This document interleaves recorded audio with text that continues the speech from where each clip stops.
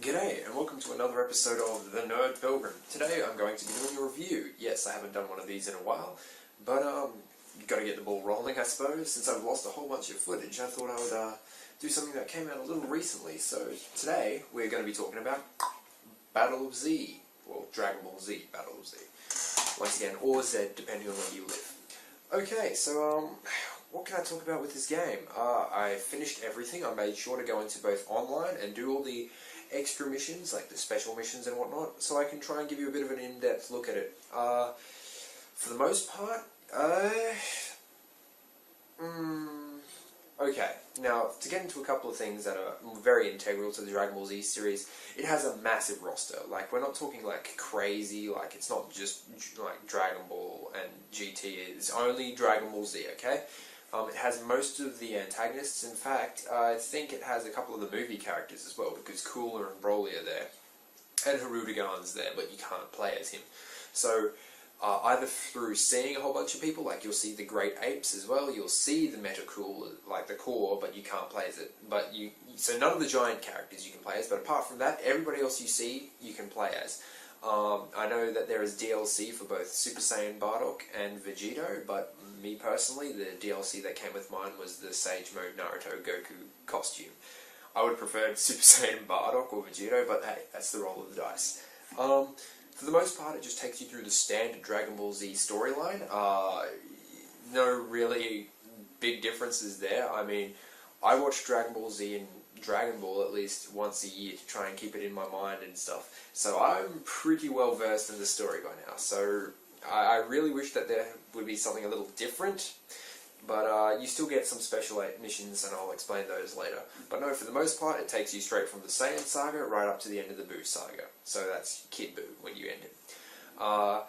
You do have a couple of movie battles, like you have Cooler, Broly, and you even have the new bad guys. I believe that he's called Beerus and Whis.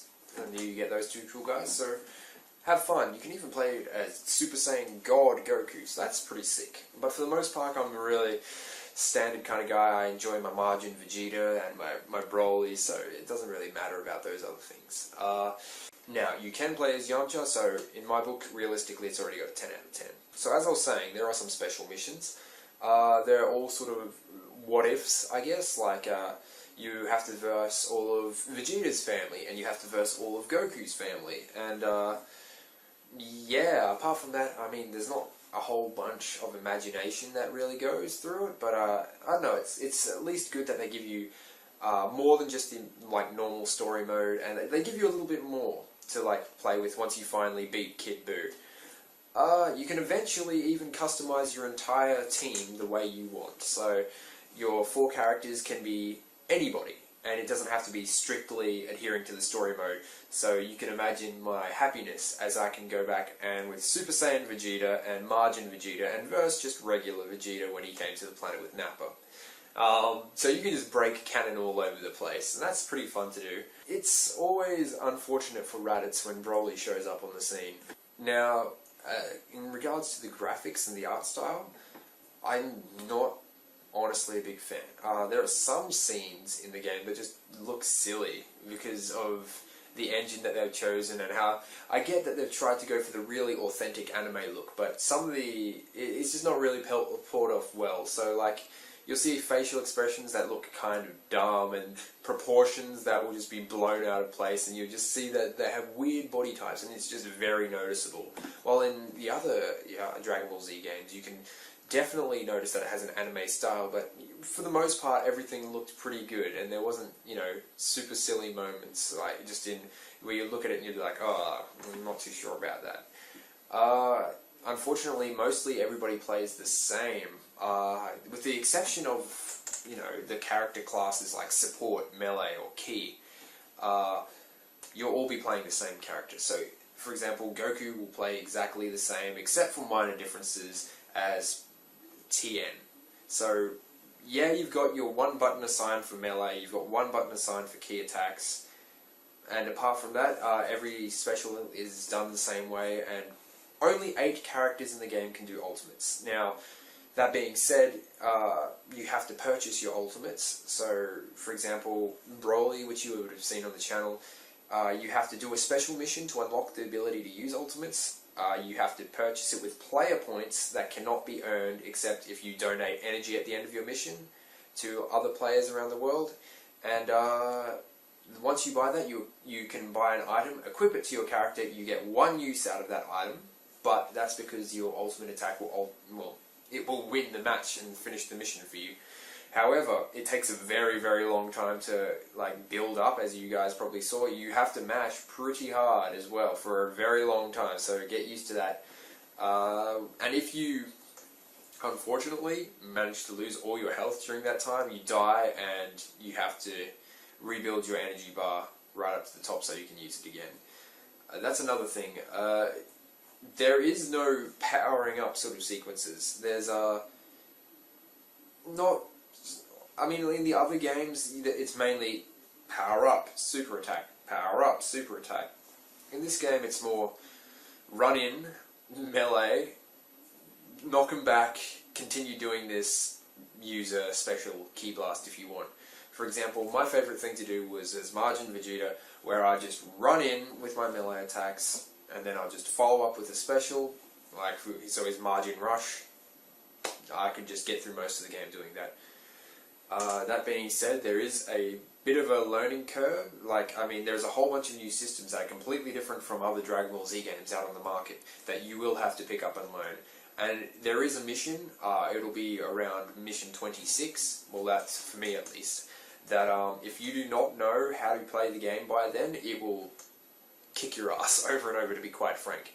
And you need to learn the proper way to use your team and the proper build in order to progress past that mission. But once you do that, everything else is smooth sailing because you finally understood the system.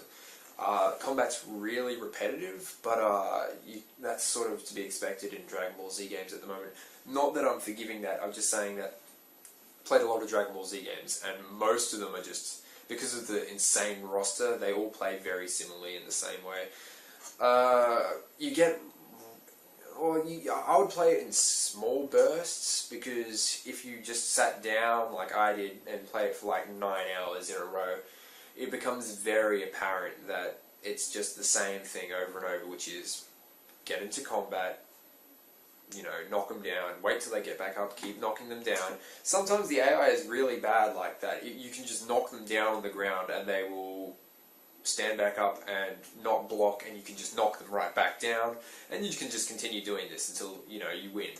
At the same time, that AI again, not very great with your allies. There's this system in the game called retries, where there's sort of like lives for your entire team. Each time you sort of select a character, you get assigned a certain number of retries for that character. The stronger the character, the less retries you'll get. For example, someone like Broly, once again, he gets no retries. Once he dies, he's dead. But you can share your team's retries, and therein lies the problem, I guess.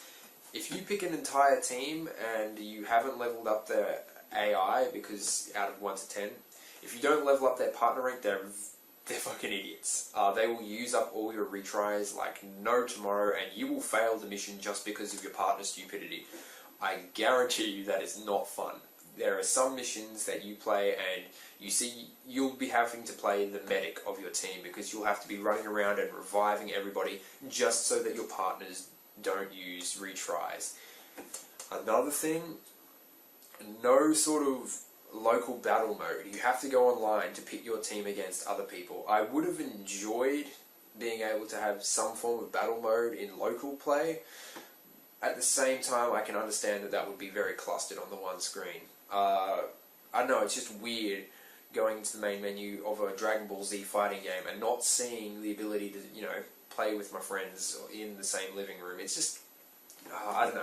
Speaking of online, from what I played, it seems to be very smooth, and for once I can actually play a Dragon Ball Z game online and have some fun without too much lag. This could be because I've been only pitted against the best connections in my local area, but for the 3 or so hours that I played, yeah, the connections were pretty good, and you essentially just tackle co-op missions or you can battle against other people's teams. So, at the end of the day, what do I really think of the game? Well, ultimately I'm not going to give it a score out of 10, because I don't really like doing that. As you can see, I am a big Dragon Ball Z fan, so obviously that does factor into my bias a little. Is this a good Dragon Ball Z game? It is different, and for a long time that's what I've been clamoring in a Dragon Ball Z game, something that wasn't exactly like Tenkaichi. And the ability to play as, or have like a team of Dragon Ball Z guys and go up against like big bosses like Frieza and Cell, that's pretty impressive. I had a lot of fun doing that, much more fun than I thought I would, and I'm glad to say that I could go back, and I do not regret my purchase. That's just me. I do not regret my purchase. I would recommend this to people that really do like Dragon Ball Z. Just be aware, it is, once again, like most Dragon Ball Z games, repetitive. Anyway guys, that's going to be it for me talking about Dragon Ball Z Battle of Z. If you agree with what I've said in this review, then leave a comment down below. If you disagree, then also leave a comment, because I would really like to know why, and just get your opinion on the thing. I probably will do a couple more videos for Battle of Z, but because it's not local, I can't exactly get everybody in a nerd company to come and play and mess around with it. So yeah, I enjoyed it. I guess I'll catch you guys later. So bye.